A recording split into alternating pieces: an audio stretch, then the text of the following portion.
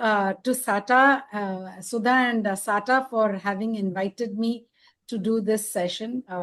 So I was told that you can choose anything that you want. And I thought that anything that you want is too complex and too wide a choice. So then I thought, what would I as a therapist look at? So I am a friend of TA in that sense. I haven't completed my formal training in TA. I've done many 101s, and after that I have pursued another track. So I told myself, let me, because we all work with cases, because we all work in therapy, let's talk about how we can use the case study design. How can I do everyday business? How can I transform everyday business, not just as business as usual, but something which is different and something that I can learn from and people I write or people I work with can learn from. So, so I've titled my presentation, or let me just share my slide set. But before I share my slide set and proceed, I'd like to know from you, how would you like me to structure the process, and how do you like me to structure the process? Would you like to interrupt me and ask me questions? I'm perfectly fine. Would you like to, and would you like to then share your examples and see how it fits in? That's also fine. Would you like me to complete the presentation and then we have some kind of a sharing? That is also fine. So you'll suggest how you would like me to go about this. Ma'am, I would like you to first complete the presentation, and lastly we can have an interaction. Okay. Does that suit everybody? Yes. Yeah. Anyone object? Okay. Thank you. I can see a lot of thumbs up signs. Wonderful. So I'm going to presume here that I will complete my presentation and then we'll talk. I have kept my presentation as simple as possible. But wherever you have questions for clarity, not for discussion, but questions for clarity, please feel free to stop me and ask questions. My request only is that you raise your electronic hand so that I don't keep searching for who's asking this question. Okay, or identify your name and ask the question. So I will proceed now. Thank you for making that decision easy. So I've titled my presentation, Use of Case Study Design in Therapy, because we all work with cases, and therefore, how am I going to document this more from a research point of view? Before we go into how do we do this, let's understand what is a case study. Now, I'd like to tell you here that while my starting point is how do I approach case study in using primarily a qualitative approach, because that's what you and I will do in therapy, we will also talk about some aspects of the quantitative approach. Okay. So Yin defines case study as a strategy for doing an empirical inquiry. That means we are basing it on data and not just what I think is important. He says it investigates a contemporary phenomenon. So it's not that I'm looking at something somewhere, but what is happening right now with its real life context. So as the phenomenon unfolds, I'm investigating that phenomenon. Now, one of the key hallmarks of case study is the boundedness. So he says the boundaries between the phenomenon and the context are not clearly evident. So which means I just can't look at it and say, oh, I understand this. So therefore, I need multiple sources of evidence so that my boundaries can be clearly defined. Now, while boundaries can be clearly defined, before I just proceed, Raghu, may I make a request to admit people, because otherwise I get... Yeah, I am doing it. Yeah, thank you so much. Yeah. So one of the hallmarks of case study is that every case is bounded. Bounded means it has a specific frame beyond which the researcher or I as a therapist do not go. Now, let me give you an example. Suppose I want to look at, say, I'm studying, maybe I should just use the same example. Let us say I'm working with a client who has depression, major depressive disorder. Okay. And I want to understand how the client is doing. So I use, let's say, a particular approach. Let's say I use TA. Not that I'm an expert in TA, so you people will guide me in terms of how I will use TA. Now I will look at, let's say I have done life positions with her. I have documented it. Let's say I have done structural analysis and functional analysis of ego states. Let's say I've done stroke economy with her. Let's say I've done scripts with her. Let's say I've done games and injunctions with her. So I will record all of this, and whatever I find will be within the tools of TA that I have used. I may want to bring in something else, but I will not bring it in just now. How do I use the two tools of TA? Let us say I have used a particular scale to measure, let's say, depression. Okay. So I record that I use the depression scale at multiple intervals. So before I start the intervention, I will use, perhaps in my intake or my contract, or no, in my intake, I will evaluate her depression score. Then at say once a month, I will conduct the depression test scale. I will administer the scale. So that is one score, which is an objective instrument. Then through my case notes, I will record all that has come up. I will look at her, I look at her script analysis. I look at all the tools that I have used and see how these tools evolve over time. I will see how this client is responding over time. So this is how I will use. So one is I will use the quantitative tool. I will use all the tools of TA, and all of these are part of interviews as well. I will also observe. I will use direct observations to get information about the phenomenon of her depression. I will probably, get information from her about what people are saying about her. I'll ask her, what are your office colleagues saying about you? What are your family members saying about you? So then I will get information about others. Sometimes I will say, get them to write a paragraph or two about you. So these are multiple sources of evidence which I will use in order to conduct a case study research. Here, we are also going to talk about a single case study design. So therefore, case study is a strategy. I study a particular contemporary phenomenon within its real life context. I use multiple sources of evidence, not just one source, not just my observation, but also my case notes. I will also look at perhaps, testimonials, or maybe testimonials is the wrong word, reflections of others. I will also use an instrument, a standardized scale. Okay. I will then have the boundedness. I will create a boundary within which I will get information. I will focus on analytical generalization, where I say these are these. So I will, as the case is proceeding, as the intervention is proceeding, I will connect my interventions on findings to a particular concept in the TA theory. I may not just stick to TA theory. I might use other theories as well, whether it is NLP, whether it is attachment, whether it is, somatic experiencing, whatever it is.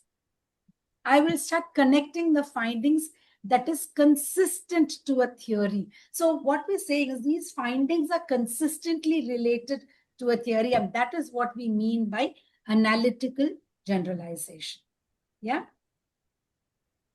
So I ask these questions when I'm proceeding with a case study. Why is this topic so important? Who cares or should care about the question? What body of theory will my case study contribute to? So here, perhaps there's an intervention that you have done, and you want to see how that intervention contributes to advancing a particular theory. So I want to see how this theory will contribute to advancing the theory, whether it's TA, whether it's other forms of theories. Okay. Has this question been asked before? Has it been addressed before? Let us say I want to study, let's say, strokes. There is enough literature on strokes. So, but then I want to understand strokes and depression, what kind of strokes work. I'm only giving you examples of concepts that I am familiar with. So pardon me if it doesn't fit into the advanced practice of TA. Okay. Can it be answered with the time, expertise, and resources that are available? For us, it is because as therapists, we will have that time, expertise, and resources, particularly if it's a single case study design. So as you might notice, I'm giving you a broad understanding of what case study design is and a specific application to therapeutic contexts. So what are some of the steps that I would undertake in a case study? Select the site of the study. Here, it is an individual. Okay. I may wish to study my supervision group too. For those of you who are supervising, I may wish to study supervision groups. I may wish to study families. So choose who you want to study. You may want to study a training program. You may want to study a particular activity. Let's say your study club, your study circle. You might want to study a process, the process of supervision. So you can choose any of these for doing conducting a case study research. So access the group or the individual, access the site and build rapport. I'm presuming here that we all are familiar with the consenting and contracting, so I'm not going to go ahead. But sometimes it's important to access the gatekeeper. Now, particularly this is applicable to groups, supervision groups, for example. Okay. Who's the gatekeeper that you will get information from? Now, as a therapist, you are an insider. But as a researcher, I may want to study Raghu supervision groups. Now, sometimes Raghu may not be able to conduct the case study research. He will say, Srilatha, can you come and do the case study research? So as an observer, it's my job to understand this. So here I'm an outsider, but Raghu is the inside. Raghu, I'm attending the group on behalf of Raghu. Okay. Now, why do I want to study this group? I must have a rationale, no? I want to understand the efficacy of supervision groups and conducted in a particular modality. So that's why I want to study this. So I must have a very clear rationale. What will be done? I want to document at various points of time. I'm going to spend I'll spend the entire, suppose let's say the supervision is for 90 minutes. I'll spend the entire 90 minutes. I will undertake process documentation, etc. How does my presence as an outsider influence the way the group conducts itself? Vital for me to ask this question. Vital for Raghu to contract with the group so that there is better acceptance and I also am able to develop a rapport. So therefore, it's my responsibility as an ethical researcher to be transparent while I'm seeking consent from the entire group, even though Raghu is the supervisor and has already contracted with the group. So Raghu plays a different role, I play a different role. Okay, so as a researcher, it's my responsibility to seek consent and transparently say what all one is going to go do and how am I going to report the results. What is it that the participants will benefit from my interactions and participation in the group? And what is it that I will stand to gain as a researcher? So benefits and reciprocity has to be communicated very, very clearly. Okay, so this is non-negotiable. Then I undertake, so if I'm going to do scientific research, important for me to look at look at sampling strategy. Typically, in case study design, we use purposeful sampling. That is, we have inclusion and exclusion criteria. Who fulfills criteria to qualify to be a member of my study? Similarly, who doesn't? Okay. So sometimes when we select, particularly, here it doesn't really apply to us. But suppose I'm using multiple cases. I want to write a paper using case study research, and I want to look at multiple cases. So I may want to explore, okay, one core case has had one client has had a particular outcome. I want to look at another client that has had a different outcome. So when I'm able to select maximum variation to represent diversity, I will make visible many aspects that otherwise tend to remain invisible. Okay, so I may choose contradictory or deep or extreme case sampling. I may also choose diversity. Sometimes I will select unusual cases that don't really go together. Okay, but there's no hard and fast rule. You can even do one case study and write a paper on it using a research design. What are the forms of data that we will look at? So I told you about direct observation. I want to sit in Raghu's group, directly observe. I will have an interview with Raghu and any one or two members of the group just to understand their experience of the supervision group. So interviews are often semi-structured interviews or unstructured interviews. Okay. For observation, I prepare an observation checklist that I will carry with me because it's important for me to have that. Otherwise, it'll be anything goes and everything goes, and that's not okay. I will look at documents. So if I'm going to publish something, and so I will look at Raghu's supervision documents that he's maintaining. I may like the Zoom meeting is recorded. I will probably record the group sessions and I will use them. Okay. Sometimes I will look at archival records. I will look at the entire group facilitation that Raghu has done right from start to now. Okay. And then I will use that to develop indicators. Client logs. So all are case notes. Okay. Sometimes you will also look at physical artifacts. So for example, the client, let's say I have a couple of, let's say that the client comes to my office, and let's say I have a lot of therapy aids that I use, whether it's a smiley ball, whether it's, whether it's a pebble that I use to ground myself, whether it's a, what do you call that, a teddy bear, whatever it is. Okay. So I will see what this client is using every time. What are the favorite artifacts that the client has? Or the client may just carry something with him or her or them. So what is it that the client typically carries? And does the client even have an explanation for that? Because in the course of therapy, we will uncover that. No? Please remember, these processes are not linear. They are back and forth iterative. So very important for us to remember, they don't follow linear steps. So in a single case study design, we typically use a single case study design in a clinical setting. Okay. It's based on direct observations and measurements. So that's why I said you have a scale to measure depression, a scale to measure anxiety, a scale to measure, let's say, how I function on a daily basis, a scale to talk about well-being. So whatever scales that you feel you can use. Okay?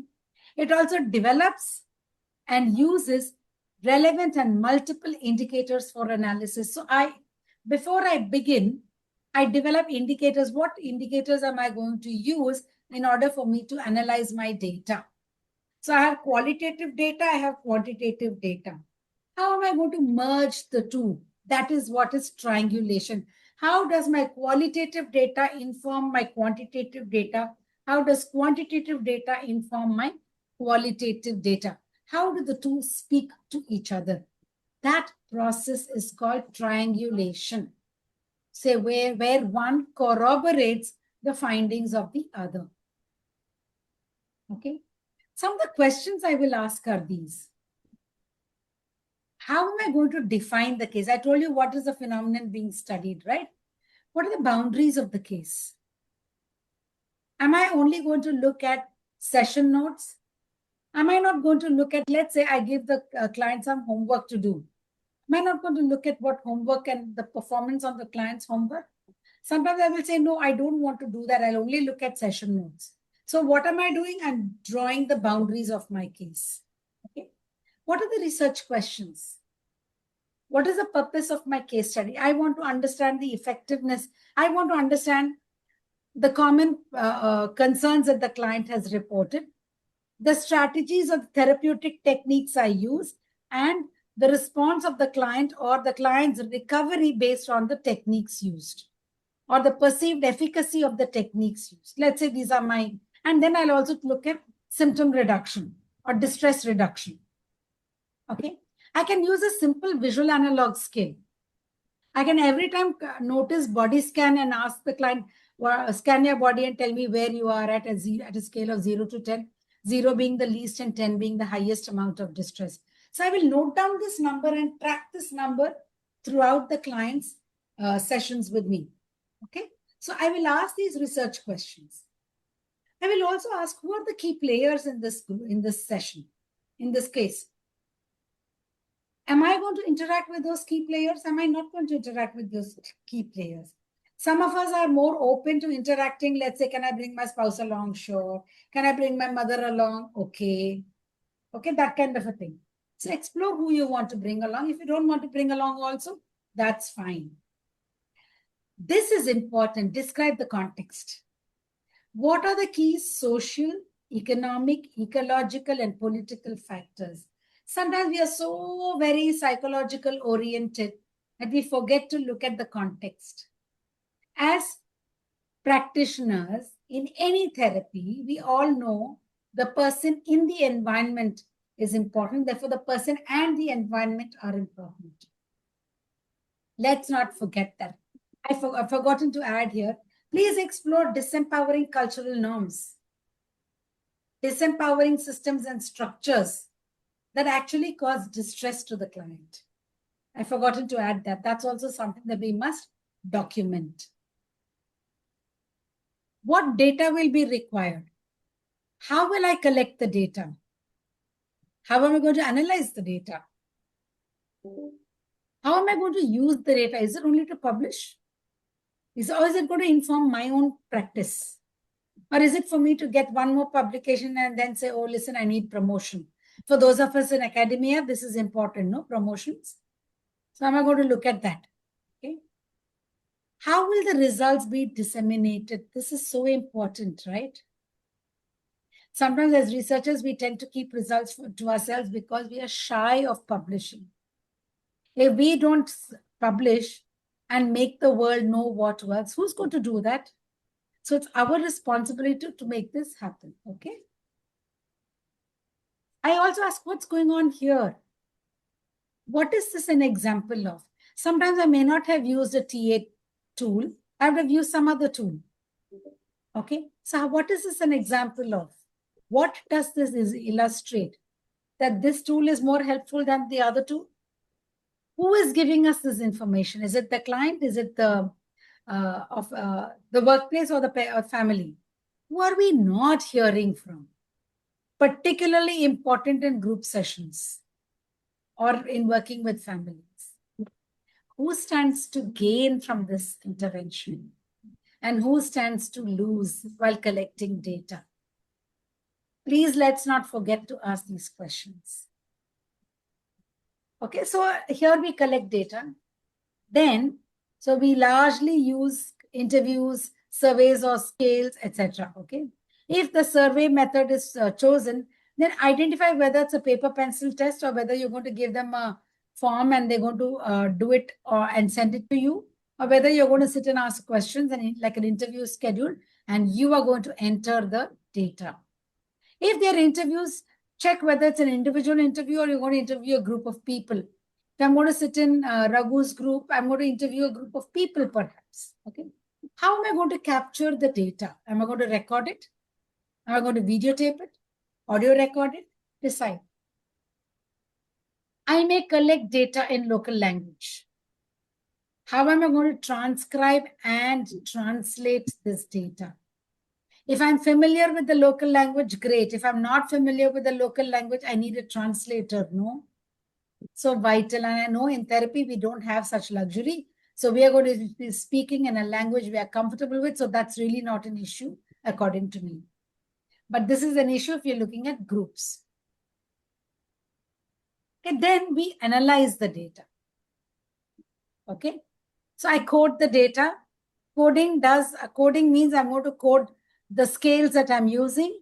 That's quantitative coding. And I will also code the client reports or the client case record, case notes. So what do I mean by coding? Coding means I attach a label to whatever I see is repetitive. Then I'll club these labels to form a category, and I'll club categories to form a code. Sorry, a theme. Okay, that's how I will look at it. Remember, the purpose of data analysis in case studies is for analytical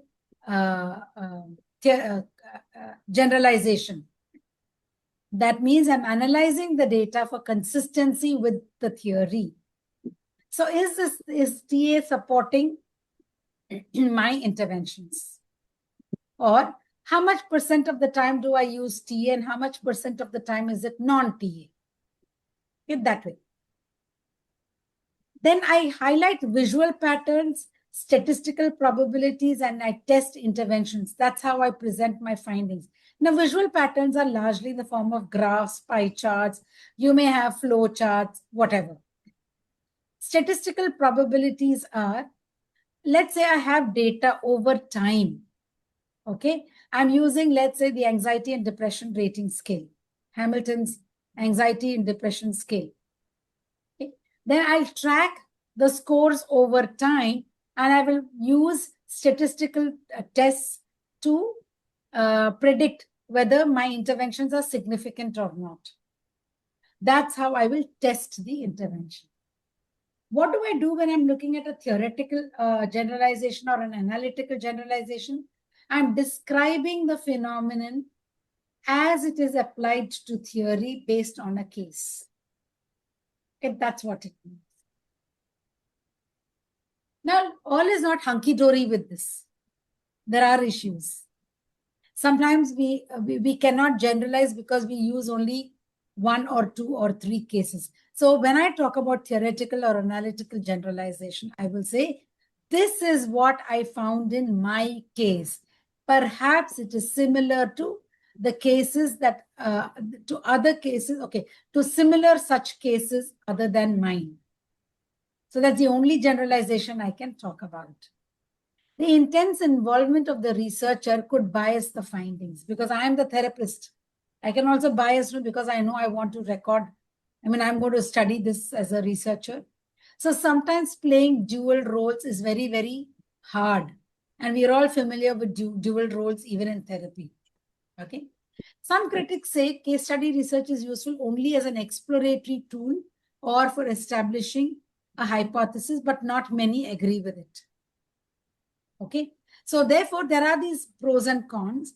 What we must remember is most qualitative researchers oppose the objectivity, on the pure objectivity and the positivist that reality is objectively constructed approach that is propagated by quantitative researchers. So therefore, the qualitative research came up saying, oh, you know what? We all need to, each of us experience reality differently. Even as you are hearing me, you will perceive what I am saying very differently from each other. It's not going to be the same because we are human beings. We bring in our own subjectivities here. Is that right or wrong? It's neither right nor wrong. It is just the way it is. So I need to be aware as a researcher to be able to say that, okay, this is my starting point. I agree with her. I don't agree with her. That's not a problem. But to call it unscientific is not okay. All right. What are the benefits of using a case study method? It gives me an in-depth, it answers the why questions in my study. Why is my therapy, why is my intervention successful? Why is my intervention not successful? Why is there resistance? Okay. I also get an in-depth understanding of the particular client therapy process. It enables me to develop an initial hypothesis so that I can research better on this in future. It also helps me to form new theories, extend, modify, and test existing theories. Okay. What are the functions of a case study design? All right. Particularly a single case study design. It enables me to identify events that are not connected to the case. There is extraneous events. Okay. So my client comes and tells me that, I'm having a tough time at home. And this is because my husband doesn't come home early. I'm left with the burden of having to go to work and also take care of household chores and children. And the husband, and then when you ask her what's going on, she will say that my husband's work has changed. There is a huge, given the current situation of the West Asia war, there are so many layoffs and he's scared, so he's working extra. So these are not directly connected to the case. And the war is not directly connected to the case. But you see how all of these influence interactions and distress? That's what it is. So you're able to track that also in a single case study design. You're able to assess target issues and develop measurement and intervention plan. So I don't start off with a measurement till you identifying a measurement till I actually understand what the case is about. Okay. So till I complete my assessment, I do not bring in measurement. I also assess the client's perception of what parts of intervention is helpful and why. So the client will tell you, oh, I'm not comfortable with this. Let's not talk about it. And let's say it's a repeated pattern. Then you'll wonder why. Maybe you will even ask the client why. And because you want to learn about it. When you are looking at applying scales or self-reported instruments, so your self-reported instruments, your observations, and the client's sharing in the session corroborates improvement or lack of improvement in the progress of therapy or through the course of therapy. Sorry. Okay. The most important part is a single case study design enables me to assess the fidelity of intervention. How good or how strong is my intervention? How strong is my application of techniques? Okay. It also helps me assess the circumstances when target problems occur. When is there a recurrence of problems? When is my client having crying spells? Okay. And how does my client actually manage the crying spells? Particularly after some progress in therapy, suddenly you see slide. Assessive changes in the intervention during baseline measurement can actually be attributed to the intervention, or is there any change in the extraneous situation? Okay, that is also something that you do. So, I forgot to mention. So, very important for us before we start applying the case study research to look at a baseline measurement. Okay, you can say baseline and end line. You can also do a midline. That's all left up to you. But when is the midline? You need to have clear indicators. So in order for me to test the effectiveness of my intervention, I must have indicators that I have developed even before I have begun the research. Because I'm going to assess progress based on those indicators. Okay?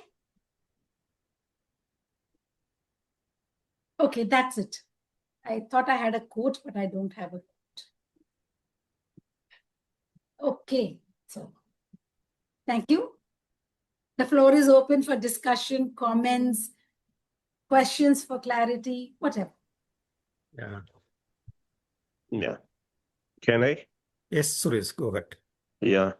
Thank you for your wonderful presentation, Srilatha. It was very eye-opening and we were able to understand. the concept, how you want to case study and how it will be helpful in research and how we have to proceed. Everything was an eye opener. Thank you for that. Thank you. Okay. So you're okay. Yeah. The Another compliment. question. Any question? Yeah. Yes, sir. So time Like for when you, questions. Okay. yes, Yeah. sir. When you do your case study, so we have to, like if it is for a person who's under depression or whatever is the case study, what we do for a person or a family, should we get into their social backgrounds, their parents' background, their if they are brought up with siblings, their how it influences their decisions, or if somebody else is has influence on the decision, and if they are, how is their peer if they are under a peer pressure group, or they have a friends group where they can interact freely. All this has to be taken into consideration, right? Yeah, you will do a typical assessment as you would do in any therapeutic setting, right? Yeah. So whether I'm doing a case study or whether I'm doing therapy, these are questions that I will ask. No, it's a thing. Okay. So you must. Please don't do anything extra. Whatever you do in your therapy, document that. So here, the trick of the trade is the devil is in the details. The trick of the trade is the more intense my documentation, the better I will be able to apply case study research. So we have to go into their ego states, their social backgrounds, their Yes, yes. cultural backgrounds, and if they are a part of a group, how they are, what type of interaction they have with their groups, whether they are That's right. a leader or whether they are a victim or a procedure or all these things has to be documented, right? Yeah, whatever you do on a routine therapeutic requirement, please follow that. Okay, thank you. Thank you. And now I'm only continuing my diploma. I've not finished the diploma. Can I do research studies? Is it Of course, okay? I would suggest please do it with the help of your supervisor. Okay. Thank you. Thank you, Srilatha. It sounded very simple. I can't believe it is, okay? And you quoted all the right concepts and theories when you initially started out, so that was brilliant. Like, how do we do this? It's so simple. Okay. So I'll tell you from my experience. Okay. Like I told you, I'm not a TA practitioner, but of course I use some concepts of TA. But so I won't talk about TA, but I will talk about other things. Okay. Let us say, I'll talk about other interventions that I use. Okay. So I have a client, and this client comes to me with certain issues and says that, okay, I'm having difficulties in sleeping. I have difficulties in concentrating at work. I'm goofing up big time at work. Okay. I do an initial assessment. And then I tell her that I think we may need to. I just do an initial assessment and I administer a scale, which is, let's say, the subjective well-being scale. I'm just randomly choosing scales. You all can choose whatever you like. Okay. I also discover that she has certain repetitive behaviors. So I apply there's a scale that measures obsessive compulsive symptoms. So I'll apply that also, checklist. It's a screening instrument. So I apply that also. And I say that I find that she has some difficulties. Okay. And then so I already know that this is my orientation to, so I continue to, even before I apply all these scales only after I have had a comprehensive, to the extent possible, comprehensive understanding of what the situation is. So while I agree that therapy begins in the first contact during assessment, okay, but active intervention occurs only after we have done some amount of assessment. So as a therapist, we all know when we are now moving away from assessment and getting into therapy. We are all familiar. We can identify that, isn't it? That's when you can do the baseline assessment. I also I'm cognizant of the fact that assessment is an ongoing process because we're going to peel the layers of the onion as we go through the therapy. So that doesn't matter. If newer issues come up, that's okay. But how am I going to deal with the issues is what I need to. Now, I need to have enough for me to conceptualize and formulate my hypothesis and case. Once I have that, then I can start using instruments, and my go-to is my case notes. The more detailed I write my case notes of that particular session, the more data I will have.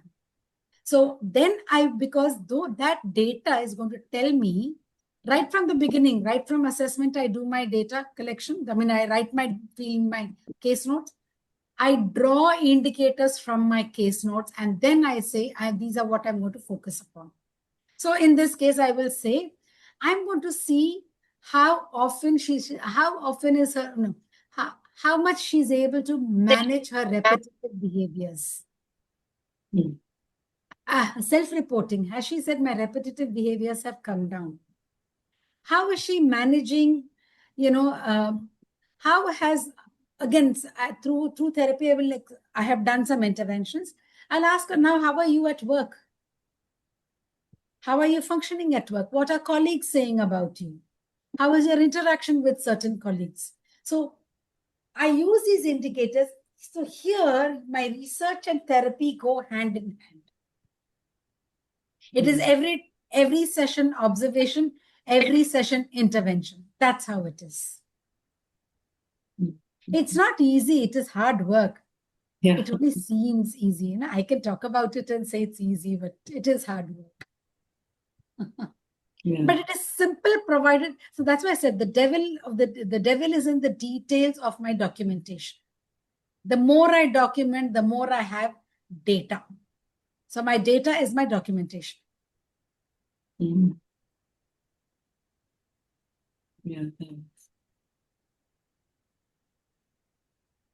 Very slowly. Okay, answered. Hello, good evening. Good evening, Ashika. I was always interested in research, and I was actually looking ways where I can be a part of research, not to do research myself, but where I can maybe help the researcher in ways like I can conduct the survey and things. So, are there any portals or ways where I can look the open opportunities where I can be a part of research? You mean a part of a research where you can come in as a researcher? Yeah, maybe or maybe just I can sit and see how things work and maybe help him or her in conducting surveys and other things. Okay. I'm sure there are. Usually there are call for proposals. Okay. So you could explore if people are advertising for a research position. That is something that you can apply wherever you live. Okay. Okay. You can look for that. Yeah. Thank you. And I'm sure otherwise SAATA will be able to use your services to do research. Please talk to the organizers and they will be able to give you some information. Thank you. And because you can initiate the research for SAATA. Very much. You are most welcome. You can join us. We have a team.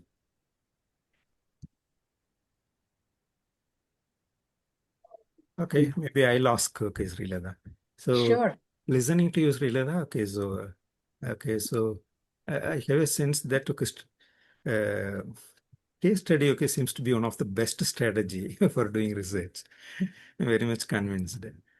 So, if you are to recommend other strategies, methods for doing research, what's that you would recommend us? Okay, you're talking about case study strategy is the best for you according to you, right? So after listening to you, are there any other strategies which you would like to recommend us for doing research? Okay, so there are multiple research strategies one can use. Okay, I would say, particularly for those of you who are experienced therapists or even not so experienced therapists, it's okay. You'll have so many case notes with you. Why don't you do a content analysis of that? Okay. So that you can actually do a scientific study and publish it. So if you want to look at, so that is one. Supervision groups, you can look at how you can do focus group discussions and maybe come up with something. That's also something you could consider. Yeah. Yeah. Thank you, Srilatha. Yes, Kasasai, go ahead. From Salem. So, ma'am, in terms of research, Can you please turn your video on just to see you, to put a name to the face? Yeah. Please. ma'am, bandwidth issues, so that's the Oh, reason. okay. No, Please excuse me. just once. Oh, show your face and then you can turn it off. Yeah. I think Okay, 2 no minutes, ma'am. problem. Please continue. No problem. In terms of research, how to conduct a research, and in terms of case study, how to write a case study. So how to start, I'm just started my diploma into TA, but research always been my area of interest, and I know how a case study helps the pedagogy of case study as well. So can you help me on this, ma'am? You're asking me to teach you an entire course in 5 minutes. No, I'm But I asking will some answer your help. question. I'll definitely answer your question. I'm not saying I Okay. won't. It's just that I cannot do complete justice to your question because it's what I teach over about 30 to 60 hours. You're telling me, shrink it into 5 minutes. That's all. So, okay. How do you do research? Research is a scientific process. There are ways of, right from, there are steps and ways of scientific ways of doing this, which requires rigor, which requires commitment, which is also exhaustive. Okay. Now, there are ways of, so there is a rigor right from choosing a topic to presenting your findings. So it's the entire gamut. I choose a topic, I prepare a roadmap for my research, I design a research, I implement my design, which is collect data, then I analyze the data, then I write up my analysis, I present it so that it can be consumed by all. So that's how I write the research report. That's what it is. And yes, research is of many types depending on which philosophical approach I choose. If I say that, everything is reality is objective and nothing changes in reality, then I will use a quantitative approach. If I say no, reality is co-constructed, then I choose a qualitative report. And then if I say no, there are times I have to choose both, then I'm using a pragmatic approach. This is in a nutshell. I actually simplified it, too simplified it, just so that we understand, and I say it in 5 minutes. I hope that made sense and answered your question, Kasha Sai. I kind of get the overview of it, ma'am, but as someone interested in research or in writing a case study, maybe if you can recommend, how to start and or know in that direction, that would be of a great help, ma'am. How to start? So how do you start that? Okay, that's what I told you in the beginning. No? If I choose that I want to use a single case study design, I make that decision right in the beginning. So, okay. So a client comes to me, I say, okay, I want to document this entire client story. Okay. And after I complete assessment, I formulate my research questions. And then I may use measurement, that is scales. I may not use scales. That's fine. But right from day one, session one, even intake form, my first phone call, I document whatever has happened in the session in great detail. That's the first step. And then I develop my research questions, and then I do a baseline if I need to. If I don't need to, that's also fine. And then I choose what all I want to study.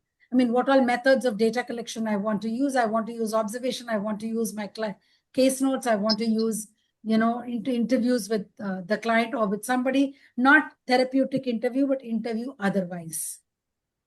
Something like an exit interview types, which I will do periodic. Not an exit interview, but it's something like it's akin to, but it is not an exit interview. Yeah. Okay. Just to add to the information, there is a book written by Mark Widdowson on depression research in TA, where he goes into the how-to aspects as well, if you want to read Kasha's. Okay. Sure, ma'am. Thank you. Thank you. That's exclusively TA.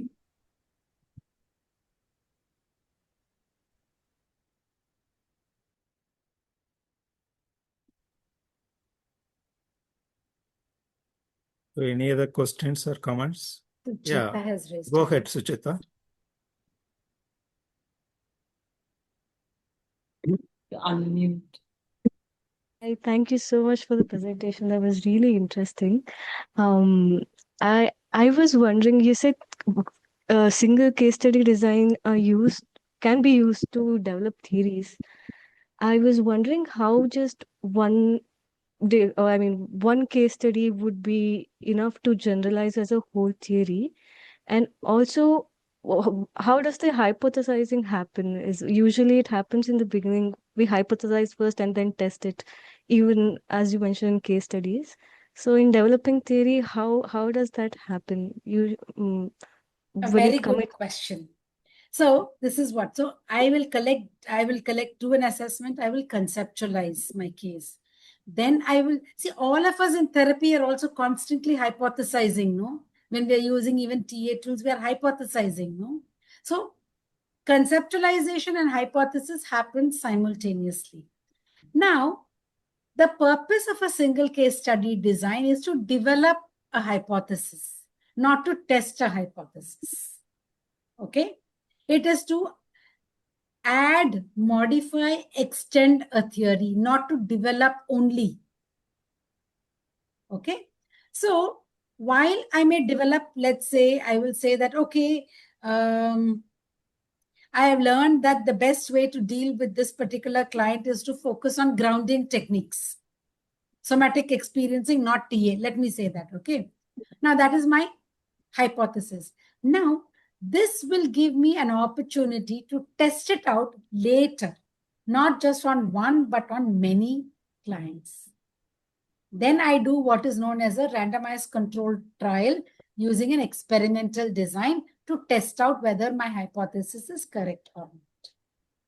That's how researches are done. But please remember, this is what even Skinner did, no? One child. Oh, sorry, one rat. It usually starts off with a single case study design. So it's always okay to use a single case. We're not generalizing it to everybody. We're generalizing it for analysis. We're not saying everybody goes through this. We are saying this is what I found. This will help.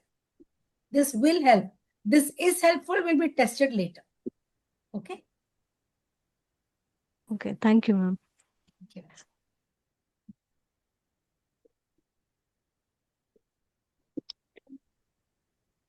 Great. Okay, maybe one more question if anybody has. Hi, ma'am. Hi, Kasha. Nice to see you. Thank you for turning your video. It's always nice to have a face to the name. Yeah. Otherwise, I feel like I'm in a class with students who don't keep teaching black boxes. This is the problem with teachers. They call that the Vadi syndrome, Vadyar syndrome. So maybe can I have a last question? Maybe may I request Gayatri or Kritika, will you please help us by taking a photo? Yes, sir. Okay, yeah. So may I request everyone just for a few seconds to keep the video on for the photo session. Hello all. Just few seconds. I'm really sick, sir. I cannot Yeah, show Kritika my is hand. doing. Yes. I'm not coming in with you. Yeah. May I, sir? Yeah, you tell us smile. We all will smile. Let's go. 3, 2, 1, smile. Yeah. Yes, sir. Yeah, thank you, Kritika. Thank you, sir. Okay, so Thank you, ma'am. we have come to the closer since there's no question. Sir, Okay. I have one last question. Yeah, please go ahead. That's the last question. Yeah. Ma'am, you told, Latha, you told that single case study, you develop questions, right? Every research has to have research questions. Yeah, in a single case study, from the case study, we develop our own research questions. Then we apply that model to other clients. Then later on, if that works, we come with the model, right? Is that correct? No, that's not what I said. Let us say that I'm asking a question about this particular client, a research question. Then I test the research, I answer the research questions. I may arrive at a model. Then I go out and test that model with other clients. Yeah, okay. Thank you. So happy to see your involvement, Suresh. Please do Yeah, some that's research and write an article. So it's an invitation for all of you, all of us. Okay, so if you do some research and if you want any support, please reach out to us. And you can also write an article on Sajda. Okay, on research. Thank you all for having me. Yeah. Have a Hope good evening. Srilatha, Thank you you, would be Latha. available to give some more support when we are in the need. Sure. Okay, thank you. Okay, friends. So I take this opportunity to propose vote of thanks. So thank you very much, Srilatha, for sharing your expertise on doing research using case studies. So that's so nice, lovely session. I thoroughly enjoyed it. And on behalf of SAATA, I thank all the participants who are present here. Please attend all the research webinars so that we'll be able to bring some new practical tools in TA world. And so with that we'll close. Okay, thank you all. Thank you, Srilatha. Thank you, Yeah, everyone. thank you. Thank you. Thank you, Thank you. everyone. Thank you, Bye. sir. Thank you, ma'am. Thank you all. very much. Sir, the recording is over. Yeah, Yeah, So, can I give we are a... going to close, not only recording. We are going Okay, no, sir. Gayatri, I just want to give a small service regarding